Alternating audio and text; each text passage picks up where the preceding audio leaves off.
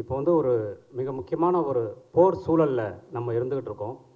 ஒரு போர் எப்படி நடக்குது அப்படின்னா, நாம் பார்க்குற இந்த ஏவுகணைகள், இந்த ஆயுதங்கள், குண்டு வெடிப்புகள், இது ஒரு பக்கம். இன்னொரு பக்கம் சத்தம் இல்லாமல் ஒரு கருத்தியல் போர் நடக்குது. அதுதான் ரொம்ப முக்கியமான விஷயமா நான் பார்க்குறேன். முதல்ல கருத்தியல் போர் தான், அதன் பிறகு தான் அணு ஆயுத போர். இஸ்ரேல் அப்படிங்கிற ஒரு தேசம் எப்படி உருவானுச்சு அப்படின்னு ஒரு உண்மை கதை இருக்குது. இஸ்ரேல் வந்து பாலஸ்தீனத்தின் நிலப்பரப்பை ஆக்கிரமித்து இஸ்ரேல் என்கின்ற ஒரு தேசத்தை கட்டமைக்குது. அதை செய்கிறது வந்து உலகம் முழுவதும் இருக்கக்கூடிய யூத முதலாளிகள் சேர்ந்து அமைத்திருக்கிற சியோனிச அமைப்பு அப்படிங்கிற அமைப்பு. அந்த அமைப்பு என்ன செய்யுதுன்னா, கிட்டத்தட்ட 150 வருடங்களுக்கு முன்னாடி இங்கே பாலஸ்தீன நிலப்பரப்பு ஏற்கனவே இருக்கக்கூடிய பாலஸ்தீன நாட்டுக்குள்ளே இஸ்ரேல் நாட்டை உருவாக்கணும் அப்படின்னு கதைகளை உருவாக்குறாங்க. 1900களில் அவங்க செஞ்ச முதல் காரியம் ஒரு பேங்க் உருவாக்குறாங்க, ஒரு வங்கி. அந்த யூத முதலாளிகள் எல்லாம் சேர்ந்து ஒரு நிதி போட்டு ஒரு பேங்க்கை உருவாக்குறாங்க. அந்த பேங்க்கை பாலஸ்தீன நாட்டில் கொண்டு போய் அமைக்கிறாங்க. அங்கே இருக்கக்கூடிய ஏழைகள், ஏழை விவசாயிகள் எல்லாருக்கும் அவங்களுடைய நிலத்தின் பேரில் கடன் கொடுக்குறாங்க. ஏழைகள் என்ன பண்ணுவாங்க, கடன் வாங்கிட்டு அதை கட்ட முடியல அப்படின்னா வட்டி போய் போய் போய் அந்த நிலத்தை அந்த பேங்க்கு பறிச்சுக்கும்.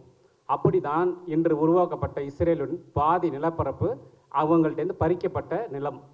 அப்படி ஒரு தேசத்தை உருவாக்குவதற்கு முதல் கட்டமாக பேங்க், ஒரு வங்கியை உருவாக்கிய அந்த யூத முதலாளிகள் இரண்டாவதாக செய்த காரியம் ஒரு திரைப்பட கழகத்தை உருவாக்கியது.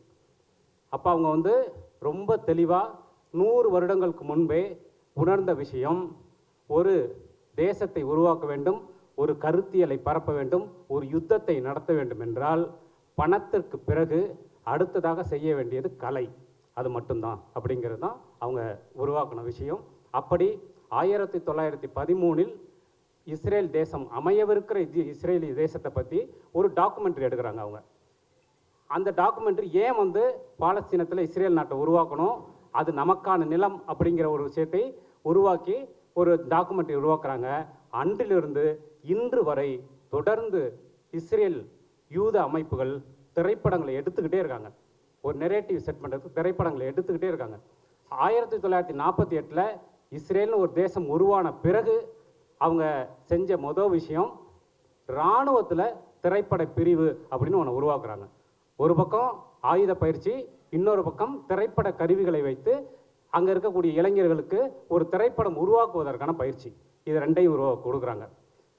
இதற்கு எதிராக பாலஸ்தீன் என்ன பண்ணுதுன்னா, நிறைய டாக்குமெண்ட்ரிஸ், நிறைய இண்டிபெண்டன்ட் ஃபிலிம் மேக்கர்ஸ் உருவாகுறாங்க. அவங்கள்ட்ட அதிகாரம் கிடையாது, ஆனால் தங்களால் முடிந்த சின்ன சின்ன கேமரா வச்சு கிட்டத்தட்ட 1940களிலேருந்தே குட்டி குட்டி குட்டியாக அழகான படங்கள் உருவாக்குறாங்க. ஒரு பக்கம் யூதர்கள் எடுக்கக்கூடிய பிரம்மாண்டமான படங்கள், கிட்டத்தட்ட துரந்தர் மாதிரி அந்த மாதிரியான படங்கள்.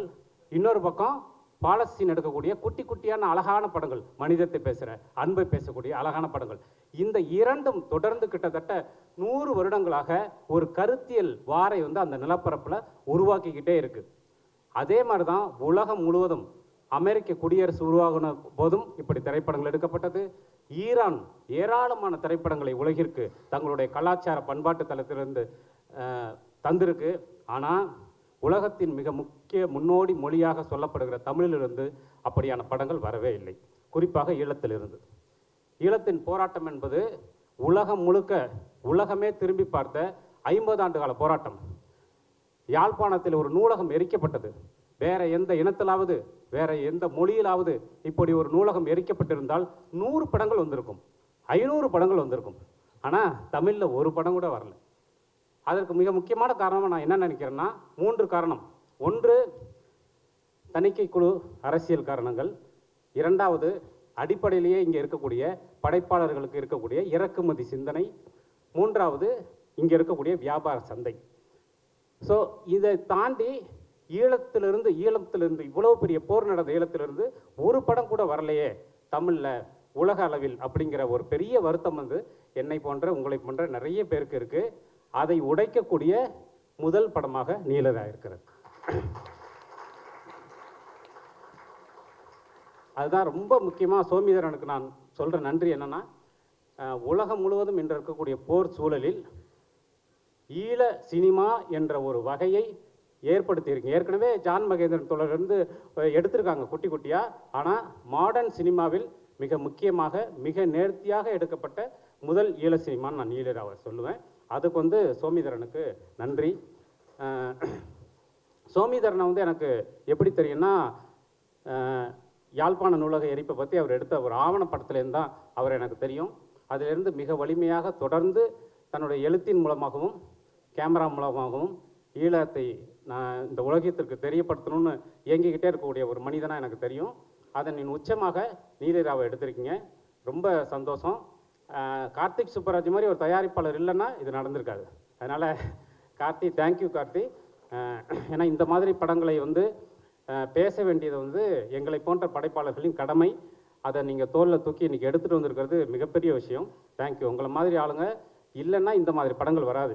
ஏன்னா தயாரிப்பாளர்கள் தான் ரொம்ப முக்கியம் இந்த மாதிரி படத்தை எடுக்கிறதுக்கு. ரொம்ப முக்கியமாக இந்த படத்தை பற்றி நான் சொல்ல வேண்டிய ஒரு விஷயம் என்னென்னா, இந்த படம் யுத்தத்தை பற்றி பேசுது. ஆனால் இந்த படத்தில் ஒரு வன்முறை காட்சி கூட இல்லை. ரொம்ப முக்கியமான விஷயம் என்னென்னா, இந்த படத்தில் ஒரு வன்முறை காட்சி கூட இல்லை. ஆனால் இந்த படம் வந்து ஒரு மிகப்பெரிய யுத்தத்தை பற்றி பேசுது. அதே மாதிரி இந்த படம் தணிக்கை குழுவிலிருந்து வந்ததுக்கு உங்களுடைய பிரில்லியன்ஸ் தான் காரணம். அது வந்து ரொம்ப முக்கியமான விஷயம். அதுதான் உங்கள்கிட்டேருந்து என்னை போன்றவர்கள் கற்றுக்க வேண்டிய முக்கியமான விஷயம் நான் நினைக்கிறேன்.